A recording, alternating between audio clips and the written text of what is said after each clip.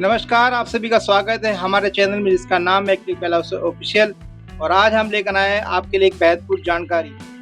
अब आप घर बैठे अपने पीएफ अकाउंट में किसी प्रकार का भी अपडेट कर सकते हैं और इस तरह से घर बैठे ही आप अपना ई नॉमिनी भी अपने पीएफ अकाउंट में जोड़ सकते हैं। तो हम आपको बताने वाले किस तरह से आप बड़ी आसानी से 2 स्टेपों के साथ अपना पीएफ में ई नॉमिनी जोड़ सकते हैं। तो सबसे पहले आप यूएन नंबर डालेंगे और यहाँ पे पासवर्ड डाल के इसे लॉगिन कर लेंगे। जैसे ही आप यूएन नंबर और पासवर्ड डाल के कैप्चा डाल के इसे सबमिट करते हैं और आपके पास एक ओटीपी जाता है, उसके बाद आप इसे लॉगिन कर पाएंगे।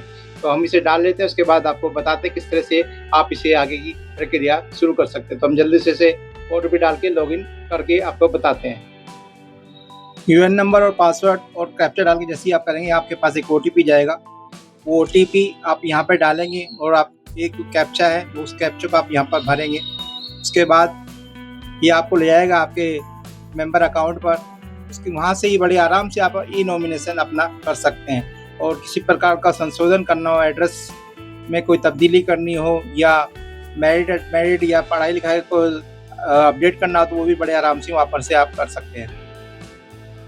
तो यहाँ पर मेंबर अकाउंट खुल चुका है। उसके बाद आप देखेंगे तो यहाँ पर एक नोटिफिकेशन पॉपअप आता है। उसके बाद ऊपर जो यहाँ पर लिखे हुए यहाँ पे देखिए, इस पर सिलेक्ट जैसे ही आप क्लिक करेंगे यहाँ पे ई नॉमिनेशन का ऑप्शन आता है। नीचे की तरफ चौथे नंबर पे ई नॉमिनेशन का ऑप्शन है, उस पर क्लिक करेंगे। उसके बाद आपने ई नॉमिनेशन किसी को भी जोड़ना हो आप यहाँ से अपने सदस्य को जोड़ सकते हैं, परिवार के सदस्य को। लेकिन उससे पहले आपको अपनी प्रोफाइल भी अपडेट करनी है। यहाँ पर दिखा रहा है यदि आपने अपनी प्रोफाइल अपडेट नहीं करी होगी तो अपने किसी नॉमिनेशन को ई नॉमिनेशन सदस्य को आप यहाँ नहीं जोड़ सकते। तो सबसे पहले देखते हैं कि आपकी प्रोफाइल अपडेट है कि नहीं। तो आपको अपनी प्रोफाइल फ़ोटो लगा के और एड्रेस ये सभी चीज़ें अपडेट करके रखना होगा। उसके बाद ही आप अपना ई नॉमिनेशन किसी को बनाना चाहें तो वो उसे आप जोड़ सकते हैं। तो प्रोफाइल चेक करके अपनी यहाँ पर फ़ोटो ऐड कर ले और कोई एड्रेस वेड्रेस कोई कमी हो तो देख सकते हैं यहाँ पर इनकी फ़ोटो नहीं लगी हुई है और कुछ स्टेटस है वो अपडेट करने हैं। जो पेंसिल साइड में पेंसिल दिखाई दे रही है उस पेंसिल के निशान पे क्लिक करके आप कुछ भी अपडेट कर सकते हैं जो यहाँ पर कॉलम भी नीचे बने हुए हैं साइड में। तो चलिए हम कर लेते हैं, उसके बाद आपको बताते हैं कि किस तरह से आप भी बड़े आसानी से इसे कर सकते हो। सबसे पहले हम इसकी फ़ोटो चेंज कर यहाँ पर ला के अपडेट कर लेते हैं। यदि आपकी पहले शादी नहीं थी, जब आपने ज्वाइन की थी नौकरी और अब आपकी शादी होकर आप उसे अपडेट करना चाहते हैं यहाँ पे मैरिज स्टेटस, तो उसके लिए यहाँ पर जो पेंसिल कॉलम दे रखा है पेंसिल के क्लिक करेंगे और यहाँ सेलेक्ट करेंगे मैरिड। और अगर ये आपने यहाँ पर इंडियन या नेशनलिटी नहीं लिखी हुई उसे भी सिलेक्ट करना चाहे तो यहाँ पर सिलेक्ट करके किस स्टेट से हैं, किस राज्य से वो यहाँ पर आप सिलेक्ट कर सकते हो। सबसे इंडियन सबसे ऊपर सबसे पहले नंबर पे होगा, आप उसे सिलेक्ट करके यहाँ पर उसे चूज़ कर सकते हैं। उसके बाद इसे अपडेट कर सकते हैं। तो सबसे टॉप पे है इंडियन, इसे हम सिलेक्ट कर लेते हैं। और उसके बाद यहाँ पर कुछ और डेट आपको अपडेट करनी है तो यहाँ पर पेंसिल के निशान बने उसे भी अपडेट कर सकते हैं और यहाँ पर राइट का निशान लगा के इसे सबमिट करेंगे।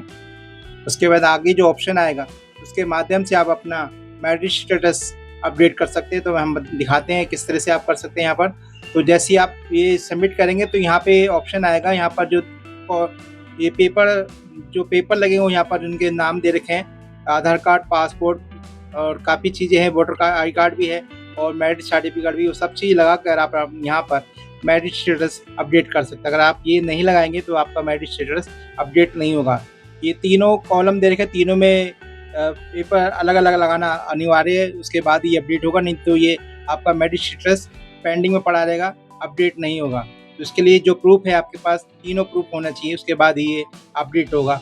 तो आप यहाँ पर चॉइस कर लेते हैं। जैसे पहला अगर आपने राशन कार्ड लगाया तो दूसरे में राशन कार्ड नहीं लगेगा, तीनों कॉलम में अलग अलग पेपर लगेंगे। जो पेपर की जो लिस्टिंग यहाँ पर देख रहे हैं आप, इनमें से ही आपके पास वो पेपर होना चाहिए जो यहाँ पर सबमिट होंगे और एक्सेप्टेड हैं। तो तीनों चीज़ यहाँ पर डाल के उसके बाद आप इसे सबमिट करेंगे तो आपका ये मैरिज स्टेटस अपडेट हो जाएगा और नेशनलिटी वाला भी यहाँ पर अपडेट हो जाएगा। तो हम कर लेते हैं। उसके बाद आगे का प्रोसेस जो ई नॉमिनेशन की प्रोसेस है उसको हम करेंगे। प्रोफाइल अपडेट करने के बाद हम यहाँ पे ई नॉमिनेशन वाले ऑप्शन पे आ जाते हैं। ये जब खुल जाता है जब आप अपनी प्रोफाइल अपडेट कर लेते हो, सबसे पहले जिसको नॉमिनेशन बनाना है, नॉमिनी बनाना, उसका आधार कार्ड नंबर यहाँ लगेगा, उसका नाम, उसकी डेट ऑफ बर्थ और उसका रिलेशन क्या है आपसे, उसका एड्रेस क्या है। यहाँ पर अगर वो 18 साल से कम है तो गार्जियन की यहाँ डिटेल आपको अपडेट करनी पड़ेगी। तो जितने भी यहाँ पर कॉलम है वो सब भर के आप यहाँ पे उसकी जो जिसको आप नॉमिनी बना रहे हैं उसकी एक फ़ोटो यहाँ पर लगेगी। तो उसके बाद आप इसे एक्सेप्ट करेंगे, एक ओटीपी जाएगा आपके पास और यहाँ पर ई नॉमिनी का जो आपका फैमिली में है मेंबर वो ऐड हो जाएगा। अगर आप एक से ज़्यादा मेंबर ऐड करना चाहते हैं तो उसको नीचे मेंबर ऐड ऑप्शन आता है, उसे ऐड करेंगे और वहाँ पर उनको भी ऐड कर पाएंगे। तो पहले यहाँ पर हम फ़ोटो अपलोड कर लेते हैं जिसको हम ई नॉमिनी बनाने वाले हैं।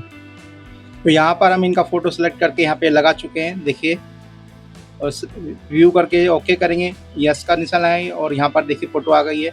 इसी तरह सारी डिटेल, इनका नाम, आधार कार्ड और आधार कार्ड नंबर और रिलेशन, डेट ऑफ बर्थ, सारी डिटेल सही से आप देख के चेक करके भर दीजिए। और एड्रेस में अगर सेम एड्रेस है तो सेम एड्रेस, अगर अलग से नॉमिनी अलग जगह पर स्थान पर रहता है, उसका एड्रेस अलग है तो आपको उसका एड्रेस डालना पड़ेगा। और यदि नॉमिनी 18 से कम है तो यहाँ पे गार्जियन का जो निशान है प्लस करके गार्जियन की डिटेल आपको यहाँ पे डालनी पड़ेगी। हमारे इस केस में ये नॉमिनी 18 साल से कम है तो यहाँ पे हम गार्जियन की डिटेल डाल के इसे सेव कर देते हैं। जो भी उसका रिलेशन है ना उसका लिख के उसका एड्रेस करके यहाँ पे सबमिट करेंगे। उसके बाद यहाँ राइट का निशान लगाएंगे जो यहाँ पर चिन्ह है और सबमिट कर देंगे इसे। जैसे सबमिट करेंगे ये यहाँ पर दिखाएगा कि आपको इनको कितना परसेंटेज देना है। तो सिंगल अगर बेटा है तो आप उसे पूरा 100% दे सकते हैं, या वाइफ है कोई भी है, आपकी मर्जी है जिसको जितना परसेंट दे के उसे ऐड कर सकते हो। यहाँ पर देखिए ये सबमिट हो चुका है। इसके बाद यहाँ पर ई-KYC रह जाती है, उसके बगैर ही आपका अधूरा है। तो सबसे पहले यहाँ पर ई साइनिंग करेंगे। उसके बाद यहाँ पर देखिए यहाँ पे इस नए पेज पे लेकर आएगा। यहाँ पर जिसका PF अकाउंट है उसका आधार कार्ड यहाँ पर डालेगा। उस आधार कार्ड पे जो नंबर लिंक है उस पर एक OTP जाएगा आधार कार्ड की साइड से। तो यहाँ आधार कार्ड नंबर डाल देते हैं। उसके बाद OTP का वेट करते हैं। जैसे ही OTP आएगा हम यहाँ पर उसे सबमिट करेंगे और जैसे ही सबमिट करते हैं उसके बाद ई नॉमिनी जो ई साइनिंग का प्रोसेस है पूरा हो जाएगा। तो OTP आ जाएगा, 2-4 सेकंड लगते हैं OTP आने में। जैसे ही OTP आएगा हम यहाँ पे डालते हैं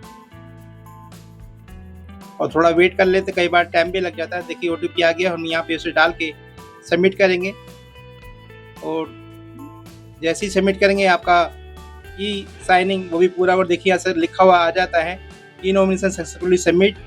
उसके बाद आप यहाँ से उसके PDF देख के यहाँ से PDF डाउनलोड करके उसे अपने पास रख सकते हैं। जैसे यहाँ क्लिक करेंगे आपके पास ये PDF आ जाएगा इस तरह का और आपका ई नॉमिनेशन जिसको आपने ई नॉमिनी बनाया अपना PF का वो यहाँ पर सबमिट हो चुका है। इस फाइल को निकाल के आप अपने पास सबमिट रख सकते हैं बड़े आराम से। तो कभी ज़रूरत पड़ी तो आप इसे जहाँ पे आवश्यकता पड़ी वहाँ पर आप इसे लगा सकते हैं। तो इस तरह आप घर बैठे अपना ई नॉमिनी बड़े आराम से कुछ ही मिनटों में बना सकते हैं PF अकाउंट में। हम अपने चैनल पे आपके लिए इसी प्रकार की जानकारी और रोजगार संबंधित वीडियो लेकर आते रहते हैं। आप निरंतर हमारी वीडियो देखते हैं, हमें बहुत अच्छा लगता है। और यदि आपको लगता है इस वीडियो में किसी प्रकार कोई कमी रह गई है, कोई सवाल आपका हो तो आप हमें कमेंट्स बॉक्स में लिखकर पूछ सकते हैं। आशा करते हैं आज की जानकारी आपको अच्छी लगी हुई। अगर अच्छी लगी तो लाइक और शेयर करना ना भूलें, साथ ही अपने मित्रों को भी साझा करें। तो मिलते हैं अगली वीडियो में, तब तक के लिए जय हिंद, जय भारत।